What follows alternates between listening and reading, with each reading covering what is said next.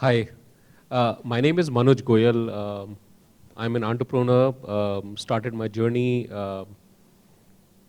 in 1988 with my graduation in gemology. Did my gemology from Santa Monica, California. Came back and started a joint venture, manufacturing joint venture for a large brand, Austrian brand called Swarovski. Did that for about 14 years. Forward integrated our operations into manufacturing jewelry. There we manufactured for major brands abroad. That's a core of our business. But then, technology always fascinated me.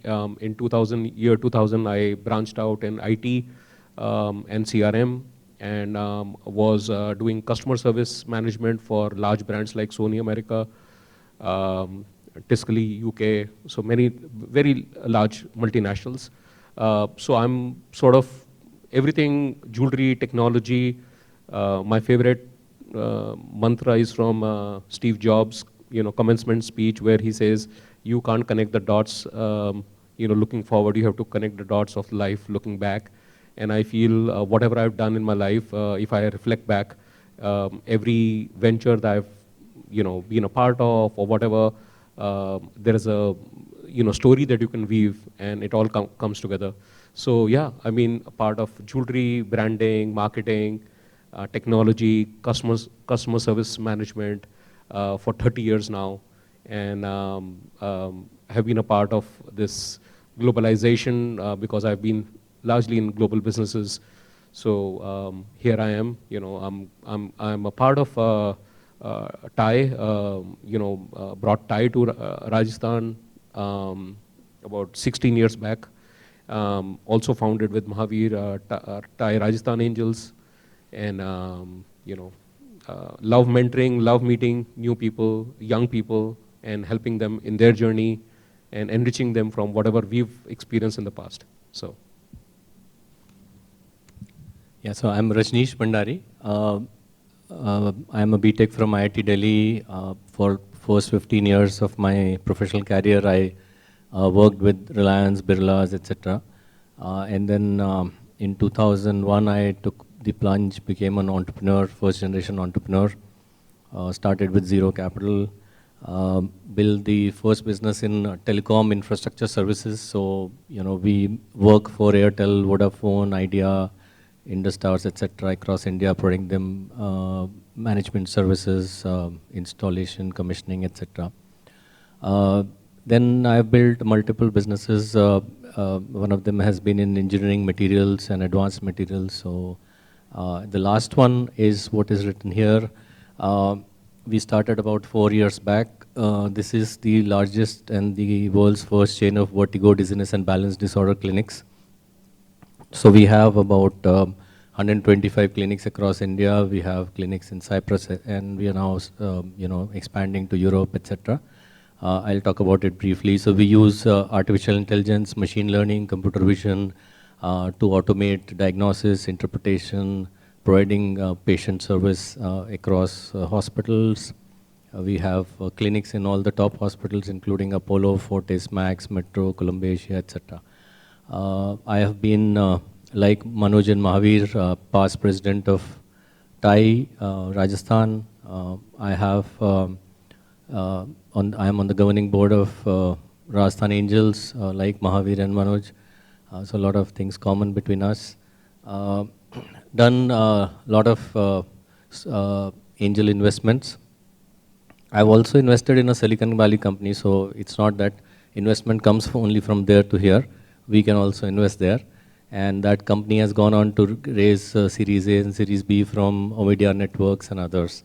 I think, and on technology side, I have 9 patents. I have 6 US patents. So, developed various kind of technologies in various domains. I think that's it. So I think what we'll do is keep it more informal, like a workshop thing.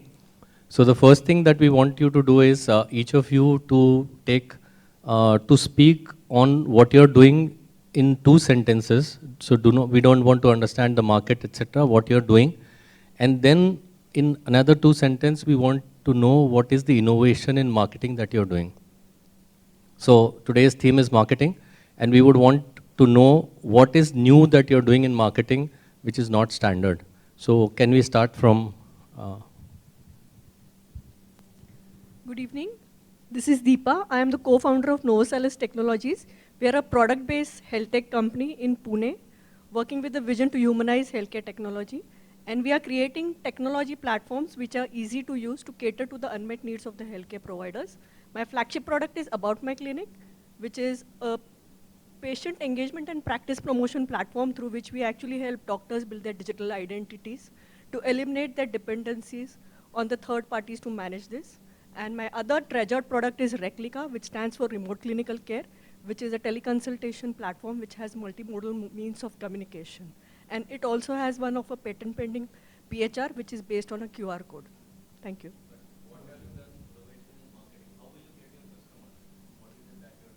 So anything that you would like to showcase, because our team is marketing when we're talking about CRM. So anything cutting edge you've done that you would like to sort of, share with the group? When it Anything that you're proud of in terms of marketing, marketing and CRM. In terms of marketing, the thing which I'm proud of is with the kind of process that we have set in to retain our customers, we have 95% retention rate, and over the period of time we have realized that this is the way we should engage our customers, where their satisfaction increases and they feel that there is a value addition that we are doing them year on year is what we have built on. Thank you. Hello. Yeah, this is Maushami. I'm the founder director of Ionix Power Solutions. We make high voltage power supplies for research applications and X-ray generators for X-ray machines in the medical field. These are all import substitutes. And for marketing, for the research products, I mean products which go to the research areas, we visit this, we participate in symposiums and seminars, and that's how we meet all these scientists, understand their requirements, and develop the products. And for X-ray generators, we directly contact the OEMs who are making the machine, X-ray machine. That's what we do. I mean, Anything yeah. innovative, Innovative. in terms of a marketing practice that you've done that has gotten you some good results, or anything innovative? Nothing I can think Okay. of, and it's That's all fine. regular That's stuff. fine. Yeah, That's thank fine. you. That's fine. Good evening. This is Silpa. I'm the founding director of a brand called Lux Packing. We are into luxury boxes like these. I wouldn't say innovative step towards marketing, but at least a thought through and research through step that I've taken. Typically in printing and packaging or the rigid boxes industry, there are very limited players in India. So compared to my competitors, what we have understood or what we have learned is that none of my competitors are investing in the digital marketing space.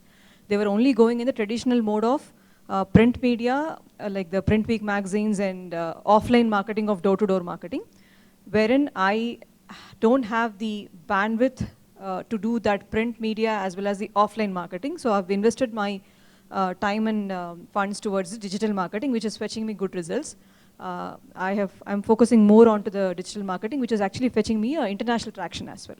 Great. That's something I wouldn't say innovation, but at least different from my competitors. Sure. Thank you. Good evening. I'm Anusha Dharam from Chennai Candy Factory. So we manufacture confectionery using natural colors. Candy Factory makes India's only brand of marshmallows in vegetarian, and we also make gummy candy. All of them are made using plant-based natural colors from spinach, paprika, turmeric, etc. And without adding chemicals or titanium dioxide. So it's better sugar for you. If you have children in your family and you want them to eat a candy, you would definitely as a parent think of Candy Factory, because you would be more comfortable giving them candy without, with natural colors without chemicals. So we have worked with influencers on Instagram. That's one thing that we have done, especially moms mostly. And they talk about this like, okay, when it's a candy time for kids don't eat candy every day. Moms are not comfortable giving sugar high every day to their children. But they talk about Candy Factory products, the marshmallows. Apart from the fun quotient, they say that, okay, we are comfortable giving this, when it's candy time, we are comfortable buying it from Candy Factory. That's one aspect. And something that I can think of very recently, what we did is we changed the logo. So earlier, I found it very appealing and beautiful. As now, we don't decide, like the founder and co-founder, we don't decide what the logo can be. It's like a thought-out process with a team. So the logo that we currently have actually does not look good. It's sort of, you will look at it and say, what's this? And that's the thing that we wanted to come out. It's a smiley face with a pink tongue hanging out. So we want to we want people to look at it and think, what is it? And we say, our candy keeps your pink tongue pink. So they don't stain your tongue like the synthetic candies. So that's something different that we've come up with. Thank you. Sure, sure. Please keep the explanation of your products short, correct? Yeah. Good evening. We are a proprietary fabric manufacturer. It does 3-in-1 functions. It inhibits virus, bacteria, protects you from 95% pollution and 99% ultraviolet rays of sun. And yeah, your question was, what is the innovation we're using in marketing? The answer to that is we don't have a marketing plan yet. We don't have a customer acquisition plan. Struggling. I personally have never worked before on these areas. So we have this month we have some salespeople joining us. One of the graduates from IMA. Probably we'll all sit down, brainstorm after going and come up. So I'm open to learn. Hi, good evening. I'm Saloni, founder of Tactopus.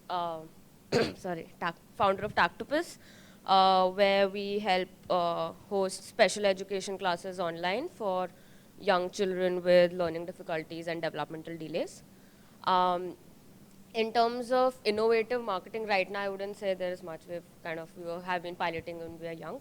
But I'd love to get your feedback on this idea that we're thinking of innovative marketing to deploy soon is create like a side product for pediatricians that could help them in detecting developmental delays in young children, and use that as a mechanism to generate leads for us, and there could be our branding on that product, so the pediatrician is able to kind of remember the branding and stuff like that. Hi, good evening. My name is Praveena, and we run a tech firm called School Skies, which is A to Z of digitization of schools. It's a school management solution.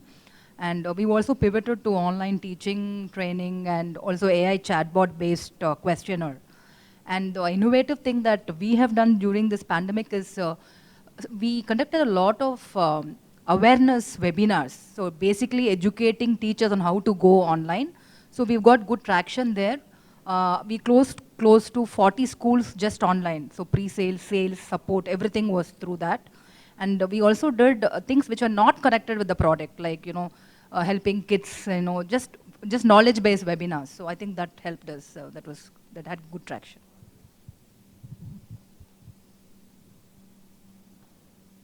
Hi, I'm Akita Koloju, co-founder of HEMAC Healthcare, and this is my brochure and my card. We believe in minimalism, less content, and we follow a color and a brand logo. So we are yet to reach the market maybe in a year or two, but we believe in sharing the journey and our story so that our customers also understand the effort we put into our product, and it takes longer time to build a customer relationship. So we feel that our journey and story helps us by the time we reach the market. So that's one of the strategies we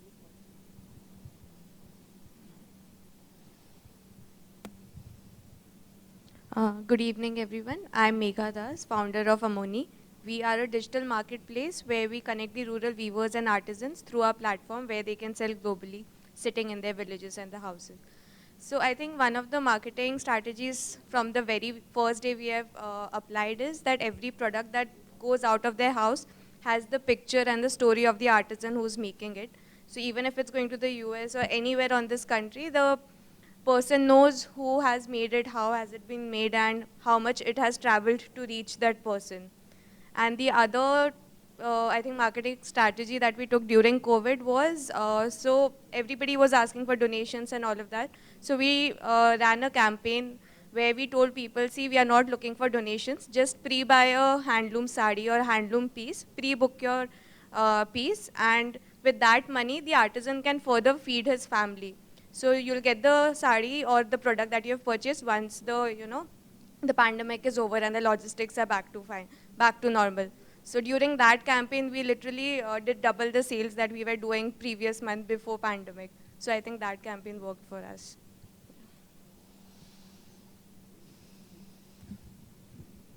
Hello, I'm the founder of Will Fresh.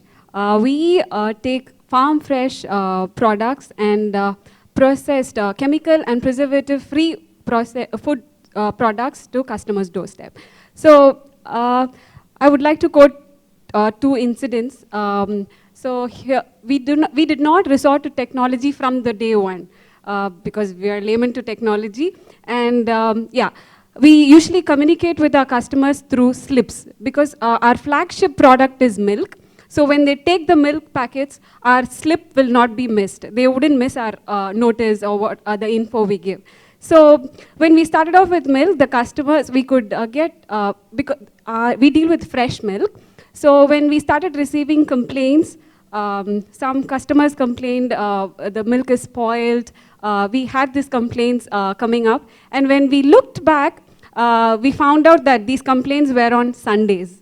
And we understood, we left the milk packets at their doorstep, and they used to wake up late, and they took the milk packets at 10 o'clock.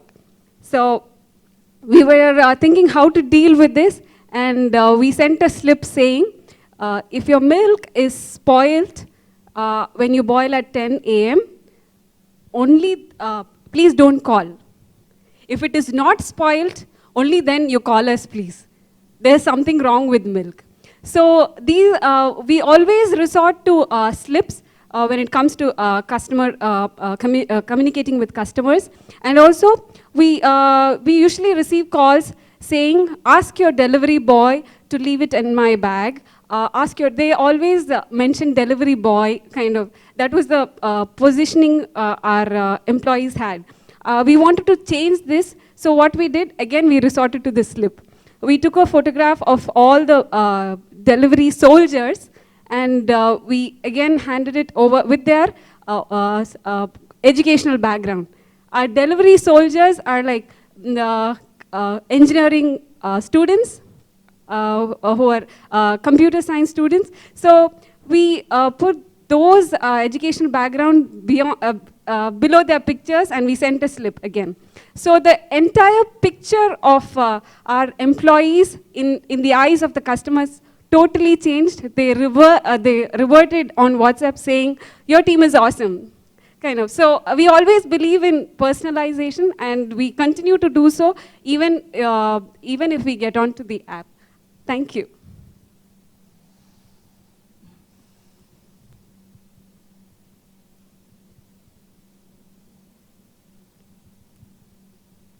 So hi everybody, this is Rupali Kelshikar, co-founder of Voodoo. Sorry? Voodoo. Voodoo. Okay. So, Yeah. you? Yeah. Okay. So, we work on women's hygiene dignity. This is essentially what we do. So, ever since childhood, I remember that we have always struggled finding a clean washroom when we step out of the house. So this is a continuing problem with every woman when I look around, mostly in the urban scenario, because there are a lot of sanitation facilities which are opened up in rural or in slums, but they are not accessible for a working woman or even students, etc. So we started off last year in November with a facility which provided a very clean, hygienic, world-class washroom facility, which is for every woman. It had got all facility like breastfeeding for a young mother or a child who could to change diapers, etc. As well as for elderly people or SAPs. So plus she could buy products which there were retail store also inside, which provides a product on hygiene and personal care. So we started off with that. We had a good traction. So it was like a POC for us. However, with the lockdown, suddenly the scaling up of this franchisee stores, even though we have a mandate with Mumbai Metro, became very scarce. So we were thinking, and we decided to pivot the model, which is actually changed the entire thing, and the way we are now heading ahead is much faster. So we are using we are curating, and we are getting all these curated washrooms in restaurants, QSRs, and other facilities, retail facilities, which has this restrooms in their facility, and we curate them for the standard of hygiene, wherein we are associated with World Body of Toilet Board Coalition, and together we have formulated, we have formulated a seal which is a standard of hygiene. And this certification will be given only to the ones who follow this standard. So there are 5 criteria of safety, accessibility, hygiene, how they behave. Okay. So, but this is the seal that every woman now goes around, and this is what is the advertising for us, because our brand resonance happen only when a lady sees this and she's assured for the hygiene standards that she will avail of, and when she walks into that facility. So this is how it has helped us. Awesome.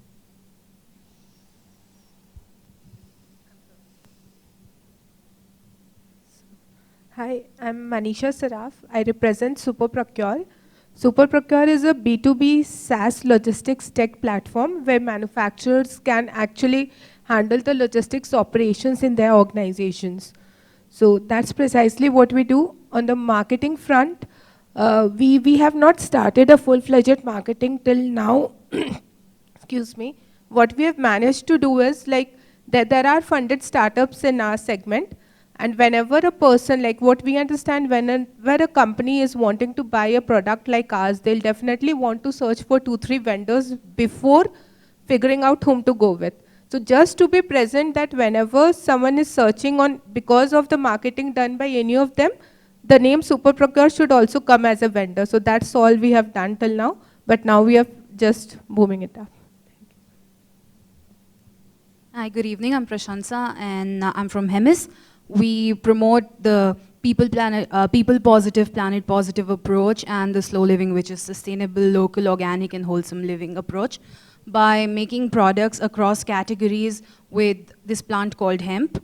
And because hemp is a word that's always flagged down when we try to do digital marketing, we've tried to do a lot of stuff with influencers. We've done pop-ups, both online and offline, and we still try to run a few ads and push them as much as we can before they get taken down. And yeah, I think that's about it in terms of the innovative stuff. Sure. Hi, my name is Aishwarya. I'm the founder of Ollie Lifestyle. It's an organic skincare brand. And skincare is equal to innovative marketing, I would say, because the competition is really hard, and but we have a very educative approach. So one thing that I would like to say, 2 things that I would like to point out. One is that we take a lot of education sessions with people who would like to hear us, and then give them a skincare journey. That's one, and that works fantastically because nobody else is really taking out time to talk to their customers. And the second is we do a lot of self-love activations.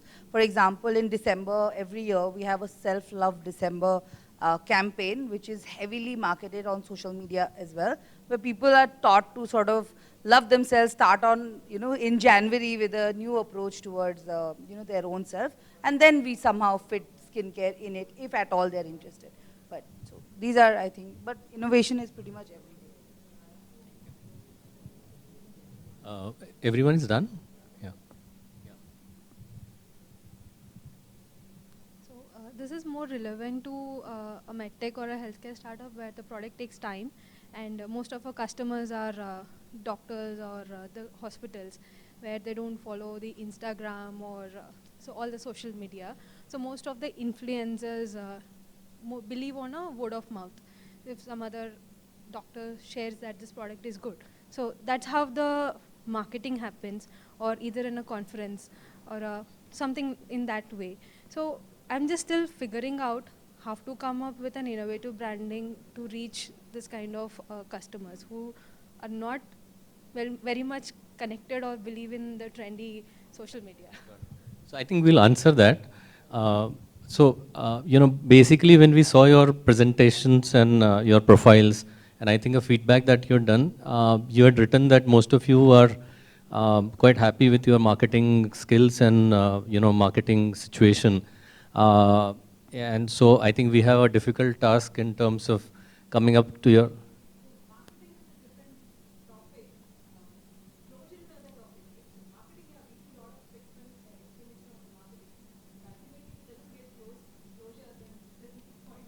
So great. I think I'll address to that. I have a point in my mind where I think we'll come to this.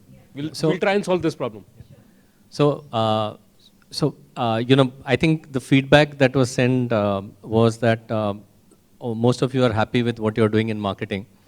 So I have a small presentation, but the point that I wanted to start with was that, as angel investors, we see about 100 plus pitch decks a year by various startups in various stages, and 99% of them will have great product, 50 slides, everything about the product, the market, $1 billion opportunity and things like that.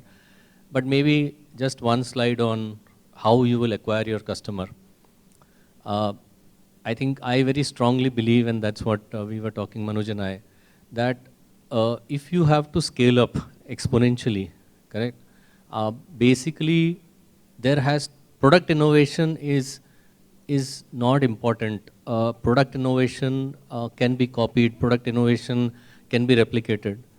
The innovation that is required is in customer acquisition and business model innovation. So all startups or all companies which scale up very well basically do so if they have been able to do something innovative in how they will acquire the customer, or there is a business model innovation which helps them acquire the customer.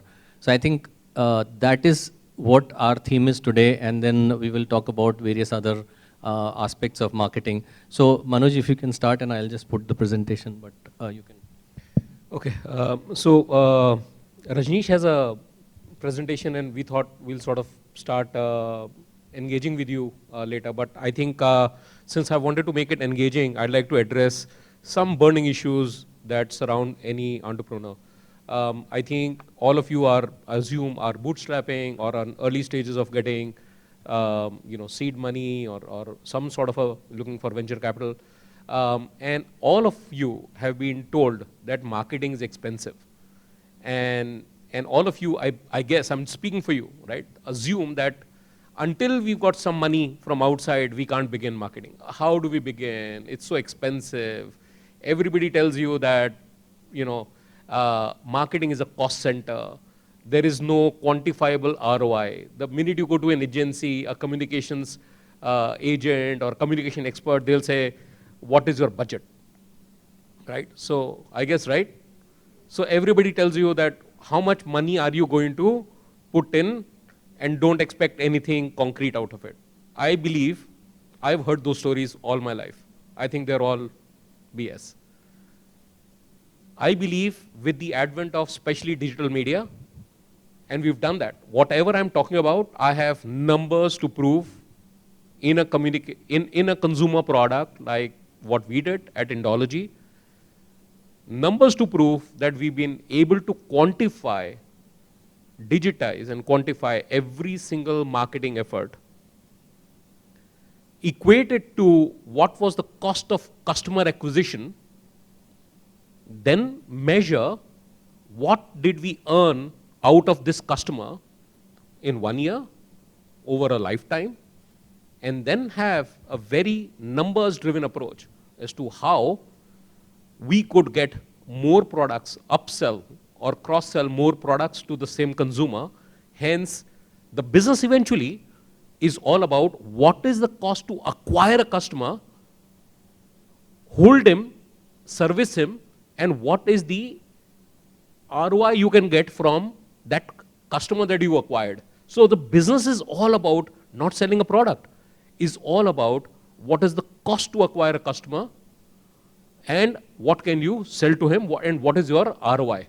Once you've got that, then it is just a matter of scaling up. Then you can say, I've done this to 10,000 customers, or if it is a consumer product, maybe you could say I've done it to 2 lakh customers or 3 lakh customers, and what do I need to do to add 4 zeros to it or 3 zeros to it, scaling up, what will be my cost? So getting the unit economics right, essentially, right? So it's just that. I think with smart marketing, you don't need, especially, like Rajni said, we look at a lot of startups, they come up and say, only once you give us the money, then we'll start something, right? But it's a catch-22, right? It's always, and we as investors or whoever, right, would like to see, have you done something? How do you, because as an investor, you would like to see something being done which is scalable. But you've not done anything, how do you scale it up, right? So I believe the marketing efforts, especially in a digital era, can be started with a very frugal approach, because everything is digitized. Everything there's numerics in a digital sort of a marketing platforms. You can measure how many clicks you got out of it, how many conversions, you can track all that, you can measure engagement. So you can really, and there are some advanced tools where, not just Google Analytics, but where you can really track the end customer and track conversions. So I think if we can come back to this, but I think Rajneesh has got a presentation which is a very unique marketing approach as well, and I think you should hear it, and we'll come back to some of these things that I talked about. So thanks, Manoj. So it's a small 10-minute presentation. So 90% of the funded startups fail, correct? And this number is actually conservative. Actually, the number is much larger. And if you take into account angel investments failing, then it goes to something like 98%. And no startup has failed because they could not produce a product. Whatever you can think of in the world, correct? I want this and this kind of a product. It should have this AI and this and that. Everything can be actually developed. Okay? Startups fail because they were not able to acquire the initial set of customers, which paid them something, correct? So I think the challenge is not in product. And most of us entrepreneurs, and I have been a tech entrepreneur, done multiple businesses, multiple startups. We become very passionate about our product. As I will talk later, product innovation is least important. What is important is, again, how do you acquire in a innovative way the customers, and then if there is a business model innovation. So one of the concepts that I have is what I would like to call as a latch, correct? Where basically you piggyback on somebody else, some other organization, some other platform, to be able to get your set of customers and scale up. So one example is, you must have eaten this in Indigo flight, ready-made poha or upma or things like that. Now, this company came up from nowhere, had a contract with Indigo, and they have scaled up very well because Indigo was doing the branding for them. Every person who was flying, could use this, pay for the use of this product, and they became like, everyone knew about this in about a year's time after Indigo had launched. So this is a great latch that you have. Again, Paperboat, correct? They sell more than, I think, 4 million bottles a month now, and had zero advertising budget, tied up with Indigo, and went ahead. So lot of mobile phone manufacturers have spent millions of dollars on advertising the brand. OnePlus basically tied up with Amazon for a exclusive, I think it was a 1-year exclusive tie-up, where Amazon did all the branding and promotion for them.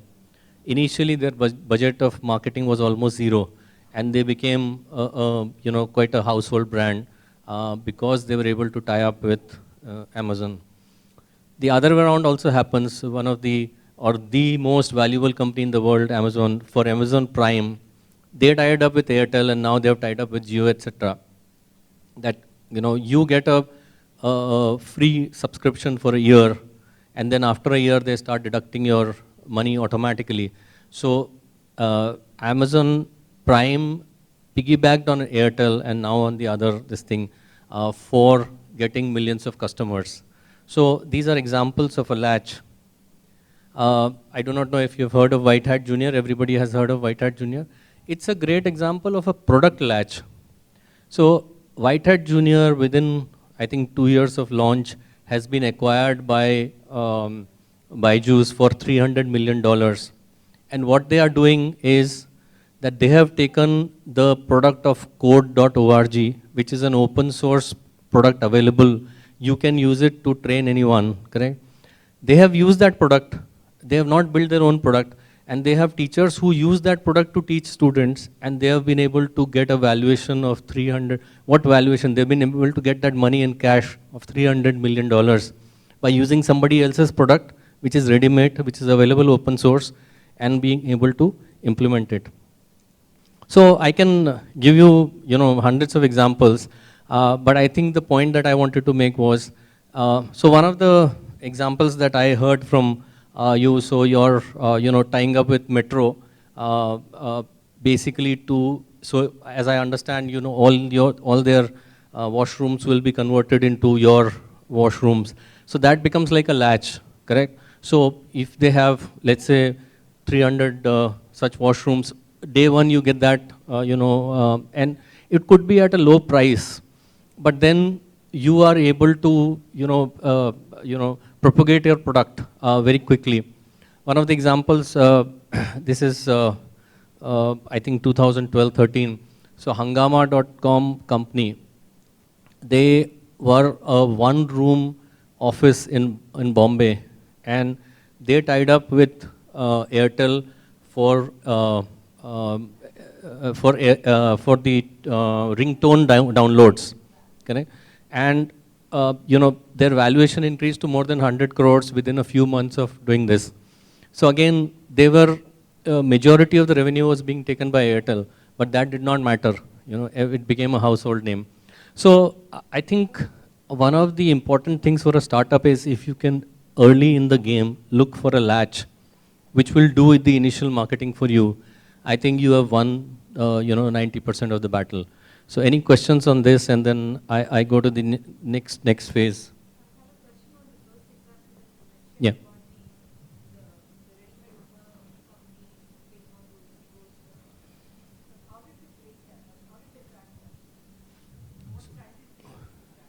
So of course, basically they had a marketing. Their team went at the. So I am not purview to the actual deliberations that happened, but I am told that the promoters themselves went and met the highest people at the highest level in Indigo, and sold this concept that you could basically use it for, because basically that was the time when Indigo did not want to do the service like Jet was doing, and they wanted a paid service for which actually you needed products which could be very easily carried with, so if you have a hot samosa or something, then again you need a long logistic chain of heaters and things like that.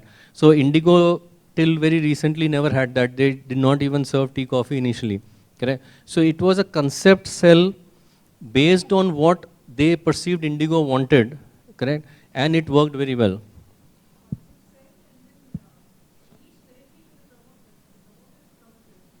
Not the promoters. I think Indigo, promoters don't do this, but at the highest level in terms of being able to. So it was Decision not maker, essentially a decision maker, right? Because in this case, as Rajneesh is saying, the product is just right for for an Indigo to take it, right? Because it's actually it's making them money.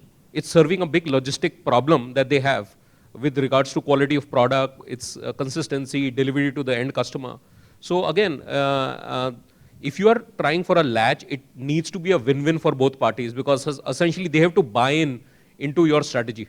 So if it is a tough sell, then you can't get a latch. Absolutely, exactly. So you got to find out where could you find the latch. You can't just try and impose it just because you know an uncle, who knows the director or whatever. It would not work, right? For a latch to succeed, it needs to be a win-win. So I think they also went to SpiceJet as far as I know, and SpiceJet did not buy that story, correct? So it is not just that SpiceJet and Indigo had the same problem statement, but one bought in the story, the other did not buy in the story. Any other questions?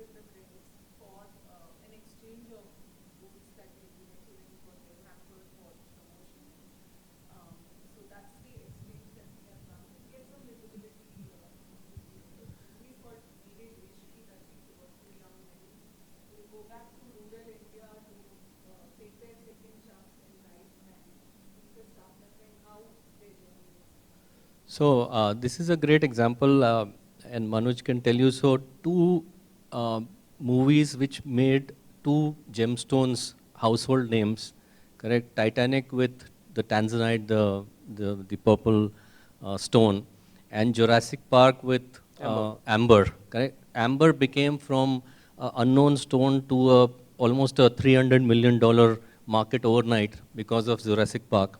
And I think nowadays the movies are being made which, you first they will decide what products have to be done, and then the storyline is made like that. So I think that's a great example of, and if you don't have to pay for it, I think that's a latch. Yeah, that's fine. Yeah, so yeah. So, basically the point was that the initial set of customers is what makes the difference between a success and a failure. And what is important is that initially you should make your product which basically validates how you will be able to get traction very easily, how you will be able to, you will be able to get the initial set of customers. And what we call as minimum viable product, which is primarily that the product should have minimum features to be able to prove your thesis of how the usage will happen. And it is not important that the product looks great, correct? What is important is the initial set of customers buy it or use it. And this is the features diagram, that the minimum features that you have, the better it is for you to validate your theory. And one of the examples is that we use only 4 buttons on our, remote. And you have 30, 40, 50 buttons, most of which would not be used. And so if you have seen the new Fire Stick by Amazon, it just has one ring and 4 or 5 buttons. So I think this is important, that nobody has been able, so we hear a lot of these stories where people say that, this feature is with this product, this feature is which, I'll make a bouquet of 10 features and I'll be able to succeed. That success has never happened. If you add 10 features, the product does not become better and will not be able to sell. So the other important thing is that, whatever you make as your scheme of how you would like to launch the product, when you actually go to the customer, it's a different story. And I think that initial feedback from the customers of why do they want their service or why they don't, I think is important. And do not try to sell your product. You have to sell the problem statement that you're solving. And as passionate, technology entrepreneurs, we have this habit, and I have fallen into that trap multiple times, where we want to sell our technology. Correct? The user does not care about the technology. The user does not care about the product. What they want is, does it solve their problem? Correct? So, so I think the important question is not whether this product can be built. Any product can be built. The question is, should you make that product? Why should you make that product? And how will you acquire the first set of customers? So I think we'll stop here, and then the last part I'll do later.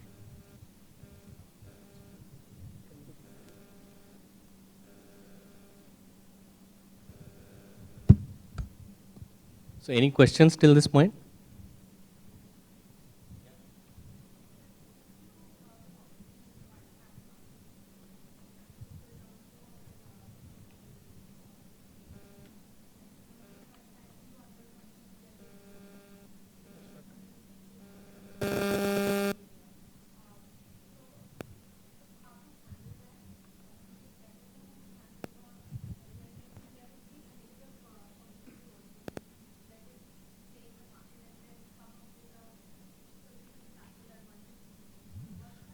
So I think if you have this problem that you have got 300 million and then, basically there are problems in the press, I think that's a different topic which we can talk about. But initially here we have a different problem to get the first set of customers, correct?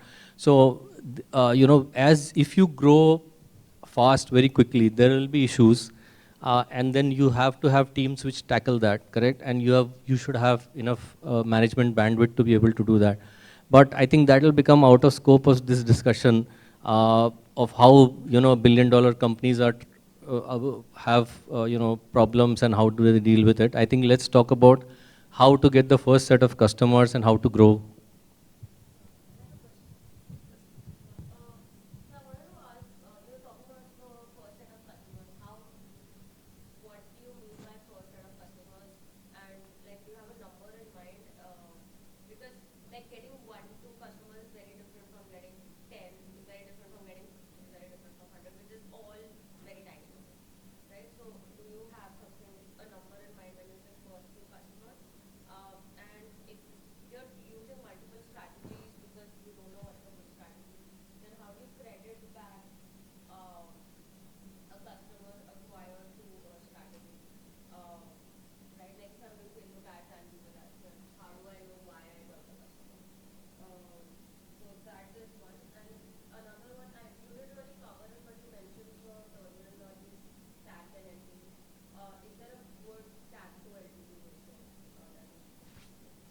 So, when we say first set of customers, basically, whenever we're talking about a startup, we're talking about like an MVP, or we're saying, do you have a formula?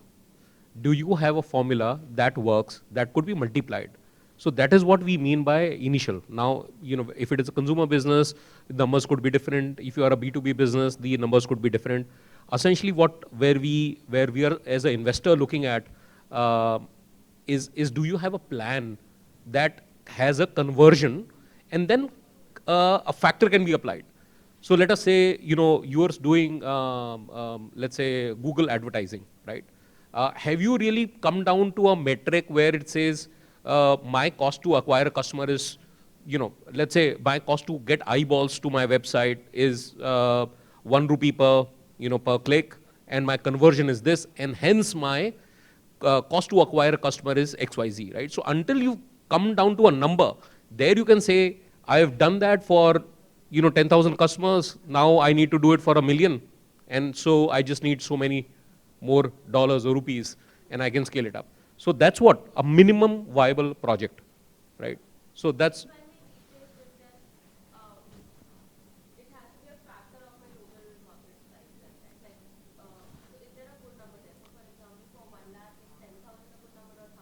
Anything that can then be scaled up, anything, right? So you could say that I've done it for, but then you got to have a formula, and you can't say that I did personal phone calls and I got these customers, and now I'll be doing this, right? So anything that can be scaled up.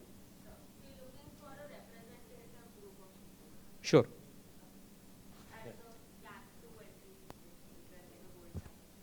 what? So I think every startup will be different. The B2B will be different. B2C will be different. B2B2C will be different. So there is no standard metrics. I think the way I would measure a metrics is we are all looking for a hockey stick curve, correct? So are you at the beginning of the hockey stick curve, and as Manoj rightly said, where you can now give a metrics to say that this multiplication will work, correct? So in case of my hospitals, correct, I have 125 hospitals today. So when I did 30 hospitals, correct, and if it had the names of Apollo, Fortis, Max, so I can say that my product is validated because these large hospitals are using it, correct? So for someone who is doing like a White Hat Junior, correct, they needed at least 10,000 people before they can say that yes, this works, correct? So I think the numbers will be very different. And LTV basically again is a metrics, correct? So for me, a patient metrics will be very different from, let's say, a Airbnb metrics, correct? So I think it is not about absolute value. It is about, can you prove that you are on the path of basically a hockey stick curve?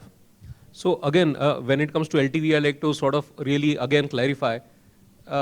For a B2B business versus a consumer business, the LTVs would be very dramatically different. But obviously everything would, you would need to, everything should make sense.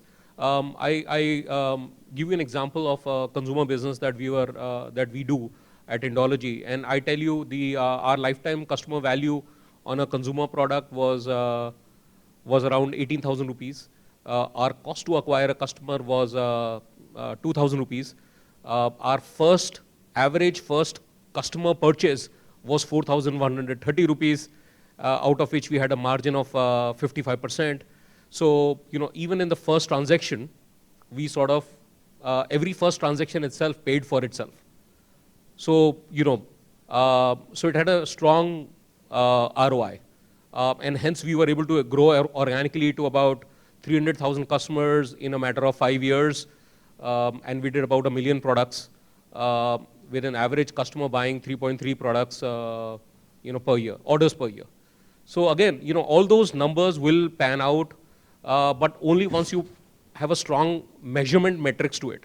Whether it is a B2B or a consumer product, you need to have control on that. And I think in today's world, everything is measurable. So.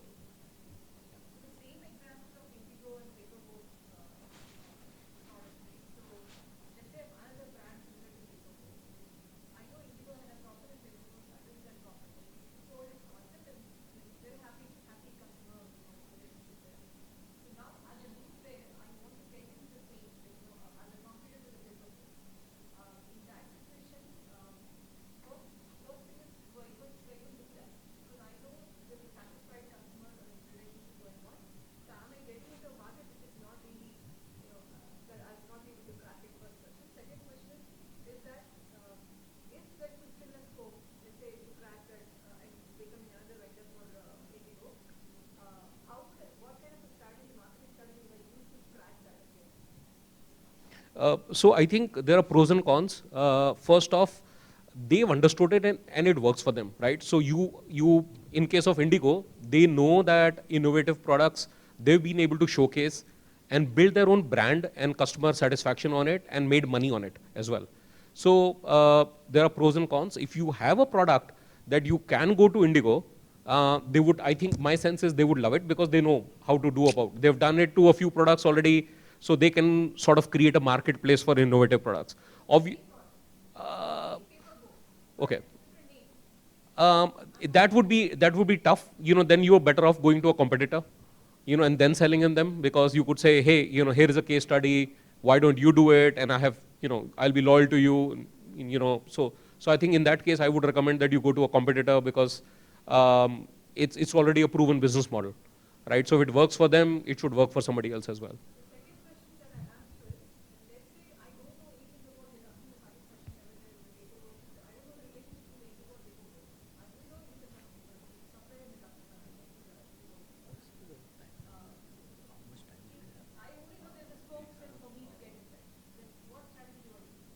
So again, there are key points. You got to obviously have a better mousetrap, right? So You could position your product to be a healthier one. So again, there has to be innovation in your marketing approach, and hence a very strong sort of, I would say, differentiation in the story. So if Paperboat is sort of going on a nostalgia of the old world and and perceived health, where it is not actually just a sugar, water. There's nothing healthy about that. Maybe you could have a more healthier approach to. So again, that's what I'm saying. So you could, it's marketing is all about positioning, right? So you could, they've positioned the product in a certain way. You could do it in a certain different way. So it's all about, what are you able to come up with, right? Before Paperboat wasn't there, there was a huge beverage industry already out there. And they just came up with a better, packaging, better story that resonates with the young people, right? Better flavors, things that weren't out there, right? So they came up with this. So I think it's all about you coming up with an innovative marketing strategy. The product could be same. It's just Jaljeera, right? Just packaged differently. So yeah. Sure. Yeah. So I want to add here that today what we are trying to talk about is basically startup scaling, correct? Which primarily means that you have a different concept, whether it is a different product or a different service, and being able to do a scalable growth, correct? So strategy for selling Me Too product, correct? I think that's a different topic we can discuss outside. But our focus today is on something which has not been done before or is being done in a different way. How do we address the challenge of getting the first set of customers to start that hockey stick curve, correct? So I think we will concentrate on that, and selling a Me Too product, I think, is a very different strategy, and we can discuss offline. So I wanted to also, talk to you about using video, because I am a strong advocate, especially in the digital era, of selling through video stories. And I want to showcase one small example of what we did, how we leveraged video very effectively, and we were, essentially Indology is a video selling platform, and how you can actually leverage video, and there are lots of advantages of selling and marketing through video as opposed to just pictures. So let's look at this small video, and then we'll come back to the strategies and why I believe video is a much easier platform, easier way to sell and market yourself and create an impact. So.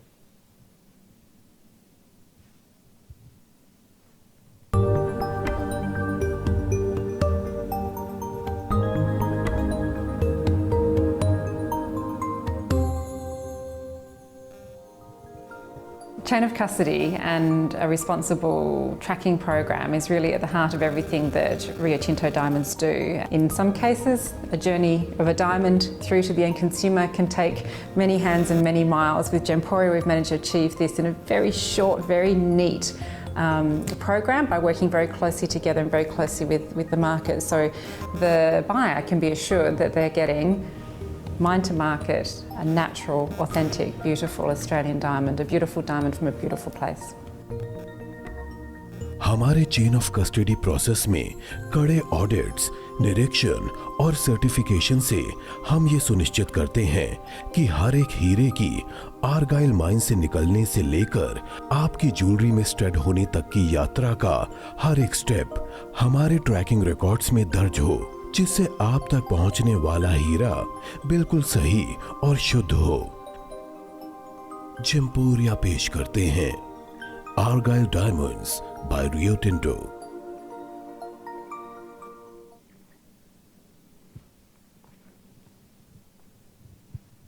So this was just one communication that we did. We leveraged video quite a bit, and I'm a strong advocate of again using video. Why? Because video has, I believe, 25 frames. So what you can convey in one picture, here you have 25 pictures conveying in a second, right? Plus it's got audio. So it's a more immersive way of advertising, marketing. Plus, whenever you are looking at today's world, it's much easier for competition, your competitors, to sort of use pictures and creating an ad or creating a marketing communication using pictures or a graphic or whatever is much easier to do. However, it takes some bit of effort, extra effort to publish a video. Script a video, shoot a video, edit it, whether it is whatever kind, it takes one bit of extra effort. But what it does is that it creates a more compelling presentation. Videos today are consumed far, far more than pictures. And the longevity, there are advanced tools that every platform will give you with regards to viewership of a video, conversions, a lot better conversions than a conventional graphic. So we at Endology/Gemporia, we were called Gemporia before, we leverage quite a bit of video because we were selling through video, and I've seen the conversion process as well, the viewership far more than conventional advertising. So I think even in a B2B scenario, when it comes to conveying just a simple strategy as to where does your diamond come from, capturing that entire journey from mines to market, we were able to effectively showcase using video. And this was a consumer communication, that we sort of, we brought out on television and through on internet and other means. So, use video quite a bit. I would say, look into video. How many people have tried to use video as a mechanism? Great. So one more thing that I'd like to sort of suggest is that usage of, whenever, so today we all love to buy from professionals, right? So we like, whether you are in a B2B scenario or you are in a B2C scenario, you've got to position yourself as a guru of your trade, right? Only then, you will earn respect, and hence, you will, your customers, whether they are, B2B scenario or, in this case, your clients or your customers will respect you. So if you have used live, especially live videos, I can tell you that both Facebook and YouTube algorithms have an affinity to push live content out, and special affinity to push live content through your mobile out.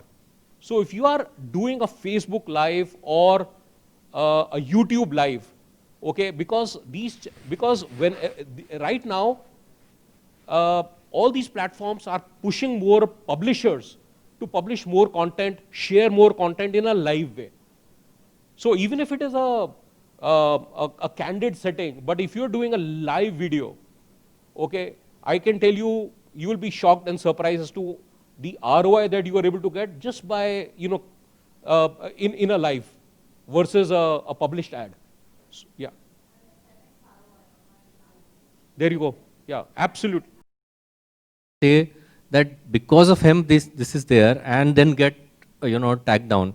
So,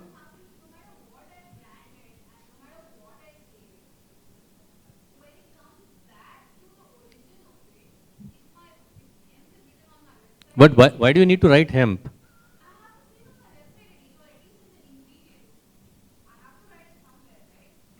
Yeah.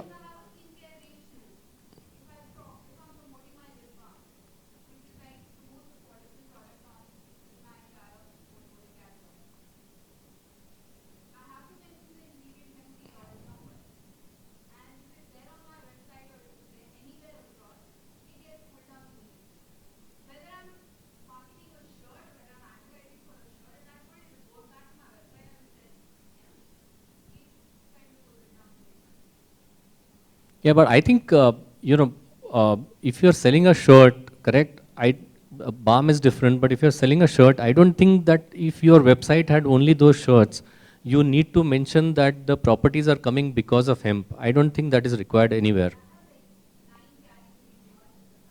Yeah, so whatever category does not require a disclosure, those could be segregated into a different website and a different, so that you don't have this problem. But I think we can talk about this offline because this is a very specific problem.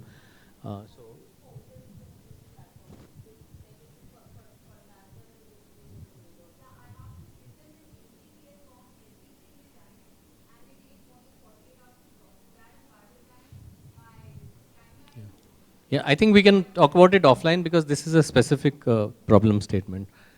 Yeah.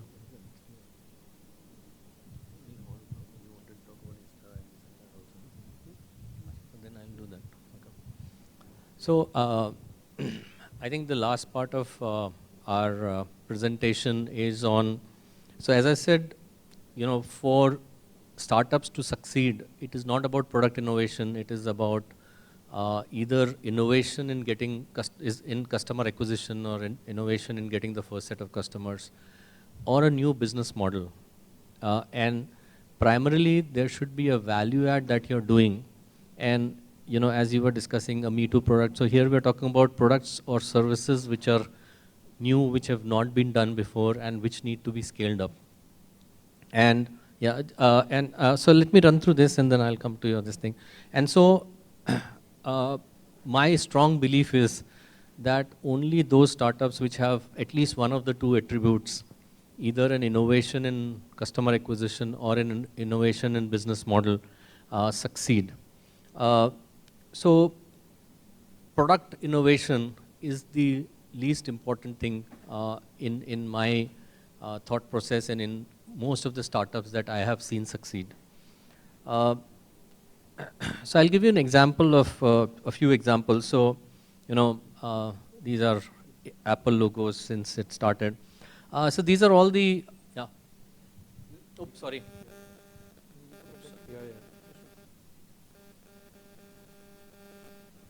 Sorry, you had a question. You had a question?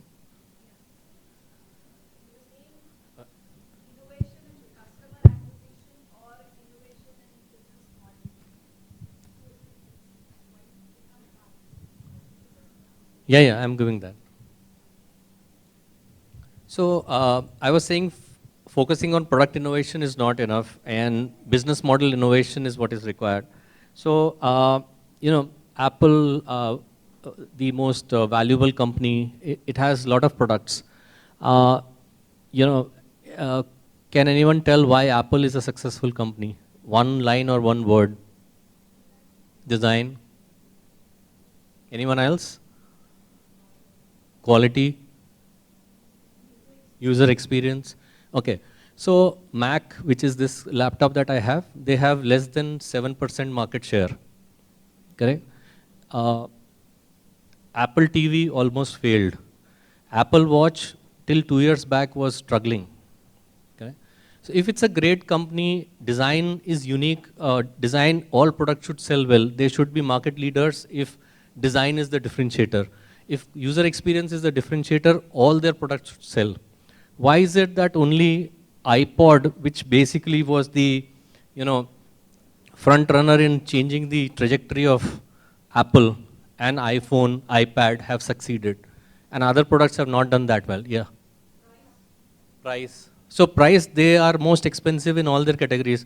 Again, if price was a differentiator, either way, because it's high, let's say they have the success, then it should be for all products. Why iWatch is easy to carry? Why was it struggling?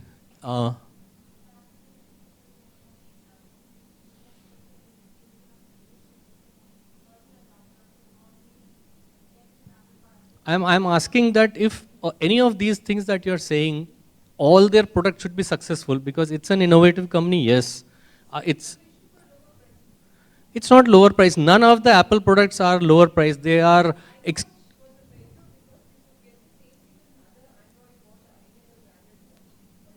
but now iWatch is producing, so now Apple phone is less than 50% or iPhone is less than 50% of their total revenue.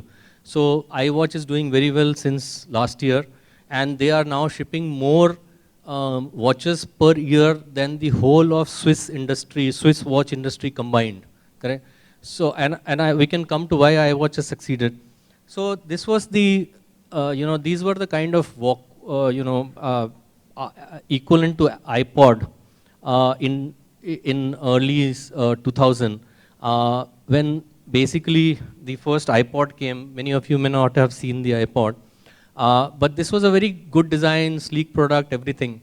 But the reason it succeeded was not because it was a good product or a unique product. It was because in that year, iTunes was launched, which allowed users to buy. So previously you had to buy the whole track. If there were 25 songs, you had to buy that whole track. Full album. Full album. And they allowed for 199 or 99 cents? Yeah, fractional. 99 cents, you could buy one song. And that is what made iPod what it was and made Steve Jobs, what it was. And this is, so they created an ecosystem. It was a business model innovation. It was a change of how people will consume songs or music. Correct? And iPod was just a product which was enabling that. So that is why it succeeded and it changed the trajectory of Apple. 2001, basically Microsoft came up with equivalent to iPad. And iPad came 10 years later in 2010, correct? The Microsoft version failed, and there were many others which came like that. And then 2010, this succeeded. 2008, you had the iPhone, and the iPhone was a huge success. And again, it was not because of the product. There were two things that happened. One was that Steve Jobs, so this was a company which had never made a phone before, correct? And that's why Nokia dismissed this company that, they'll not be able to do well. They tied up with AT&T for marketing. So it was a great latch where they tied up with, so the examples that I was giving, this is another example. They tied up with AT&T for a unique partnership which lasted, for more than a decade, which actually brought down AT&T. And we can talk about that later, but it basically helped Apple to grow exponentially and brought down AT&T. And because of this latch with AT&T, AT&T sold the iPhone, correct? It was not iPhone which was selling itself. But more importantly, in 2008, you had the first App Store. And that App Store was the game changer because now iPhone was not a phone. It was able to do much more. And because of the App Store, which basically saw billions of downloads, billions of apps, the iPad and the iPhone became a differentiator. And it took Google or Android more than 9 years to basically catch up with what Apple had created. So iPhone and iPad became a success because of a new business model, so more than $100 billion worth of business has been done on the App Store. It was a concept which changed the whole world way today it looks very obvious, but in 2008 when it was launched, there were just a few apps that were there on the App Store. So the point is that basically, and this is the famous statement by Nokia, that Apple, the competitors, he means Apple, aren't taking the market share with devices. The product is not important. They were taking the market share with the whole ecosystem. And the entire way of how a phone would be used or an iPad would be used had changed. And that's why Microsoft, 10 years back when it launched, had totally succeeded. And so the last part is that, so you asked, how do we sell Me Too products? So I'll give you my example. We made, so we are in, as I was saying, vertigo, dizziness, and balance disorders. We have about 125 clinics across India. We developed all the diagnostic products which are available, which only 3 companies in the world produce. All 3 are US and European companies. And if they have millions of dollars of budget in marketing, they have a whole supply chain, they have years of research behind them, they have doctors.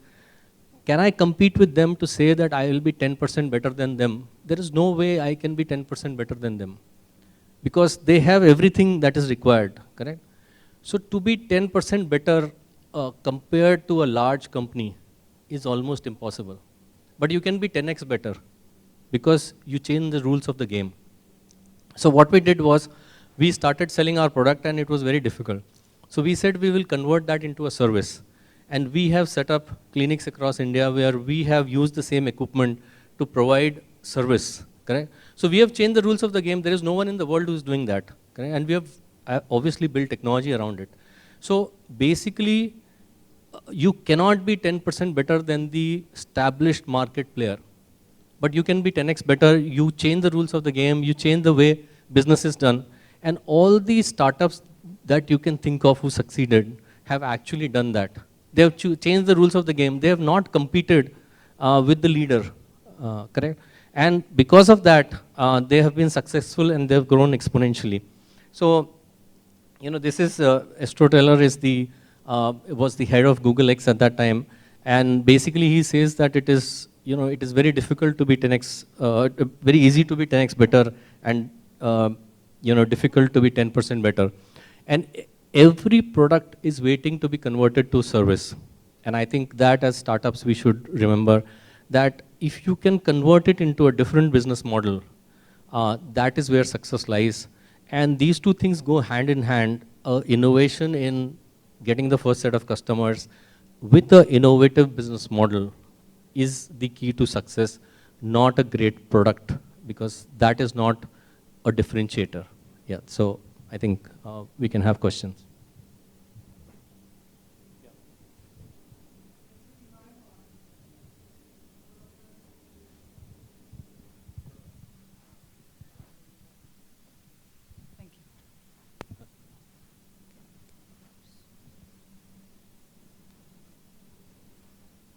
So our business model is essentially about getting existing loos, okay, at QSRs or restaurants and getting them onboarded after curating them. So we will have this entire ecosystem of this loo host, like Oyo model. So so for my customer, which is essentially women, what is the best way of marketing and reaching out to her and explaining that there is this facility available for her? So how can I kind of, you know, market it the best way that I reach, Vulu reaches to her faster and she's aware, she becomes an aware customer when she steps in. The loos, right? You said it's yeah, Vulu, okay. Yeah, and sure. it provides hygiene, you know, hygiene access. So can you explain what is your revenue model? Revenue model is is pay-per-use or is it free to use? No, it is online app. Yeah. So which allows you to locate a loo in 200 meters. Sure. And you can avail to that facility by subscribing 99 rupees, some monthly subscription, and plus so that is one channel of revenue. Also, she can buy personal care and hygiene products online. So that is the model essentially. So I think if I could understand you, I mean the business model you are really solving a problem first off, right? Yes. It's a problem that is really concerning to at least 50% of the world. You know, if not just men, but at least, you know, for women, everyone's like really. Yeah. And in a developing country like India, it is a big social problem as well, because, you know, we don't have a public infrastructure which sort of supports or provides for a hygienic or even a less hygienic place where you could go and attend to calls, right? Yeah. So I think, again, in your model, you have a natural viral element, okay? And I think you should use your viral element to communicate, because, you know, and I would strongly urge you to consider video or live video. Yeah, that definitely, that's as a tool, right? Because like I said, you know, you would have a natural gain towards the other publishers. You have lot less publishers on these platforms, and so you should have a natural, in fact, also look at, because you have a viral element, there are a lot of video publishers like Scoop Whoop. Have you seen like those, you know, doing short films, and they sort of, so you have a natural way where this could be shared as well. Right. Anything viral communication, you know, only is good enough if women share this out, right? Right. So since you are actually solving a social problem as well, I believe if you publish it well, if you do the storytelling well, you should have a very low cost marketing effort, because your product has a lot of viral element to it. So I have a point on the business model, correct? So let us say theoretically that all loos in Bombay were with you, correct? And everywhere you have your logo, correct? Then your app becomes redundant because there is no need to search, correct? So the more market share increases, actually the need for your app goes down, correct? So how can it be that what you are trying to sell and buy and get revenue from over a period of time will become redundant? So I think you need to, this is my personal opinion, you need to flip the model where you don't charge from the lady. You basically have a revenue model where you are doing the revenue is coming from the premises, correct? So you say that, okay, all airports, all hospitals, all metros and things like that, correct? All malls will have your product and your logo and your service, and it becomes free for the lady. You will have many more ladies basically wanting to go there and wanting to ask, do you have this kind of a loo? Correct? So you are charging the lady, which means your numbers will go down dramatically. WhatsApp is not able to charge $1 because they are afraid that they'll lose 99% or 95% of their clientele, correct? So I think you cannot charge for something which if you succeed will become obsolete or not required.